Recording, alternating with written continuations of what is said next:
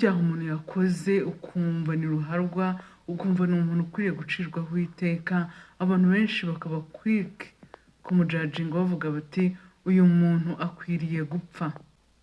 Ariko burya wari uzi yuko ibyaha byose imbere y'Imana bingana? Waba watukanye n'uwicanye byose birangana. Wowe nk'umuntu wumva hari itandukaniro ririmo, ariko imbere y'Imana ibyaha byose birangana. Kandi igihano cy'icyaha cyose ni urupfu. Imana niko yabigennye. Ariko Imana ntabwo yifuza yuko dupfa. Imana yatanze umwana wayo w'ikinege yibyariye, iramutanga, arabambwa ku musaraba, apfa urupfu rubi kugira ngo twabara bo gupfa duhabwe ubugingo buhoraho. Ubugingo buhoraho kandi tubuhabwe nta kiguzi dutanze, ahubwo ari ukwizera gusa ko icyo gitambo cyatanzwe. Uwo mwana wayo nta wundi ni Kristo Yesu, abandi bita Yezu cyangwa na Yeshua. Uwo nguwo niwe Imana yagennye ko aba incungu y'ibyaha by'abari mu isi yose.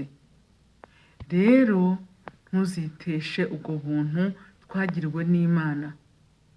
Umuntu kubera Adamu yakoze icyaha, abantu bose Imana ibabaraho icyaha kubw'uwo muntu umwe wakoze ibyaha.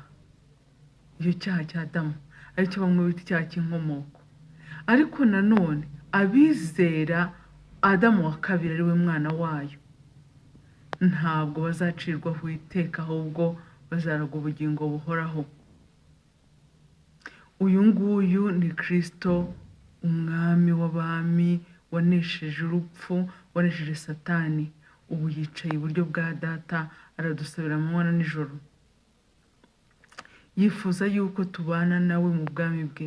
Ubwami bwe ntibuzahanguka, ni ubwami bw'iteka ryose.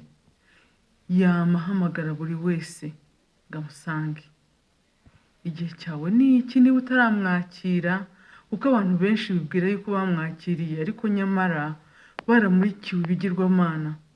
Aya mashusho n'amafoto mwirirwa mubona cyangwa abakinnyi ba filime ntabwo ari we Yesu. Yezu w'ukuri ni umwuka. Ntabwo wabasha kumukoraho, ntabwo wabasha kumurebesha amaso y'umubiri.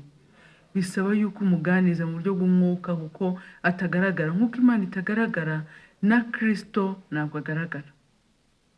Rwose niba wumva waramwakiriye, umwakiriye muri ayo mafoto, ntabwo wamwakiriye mu by'ukuri.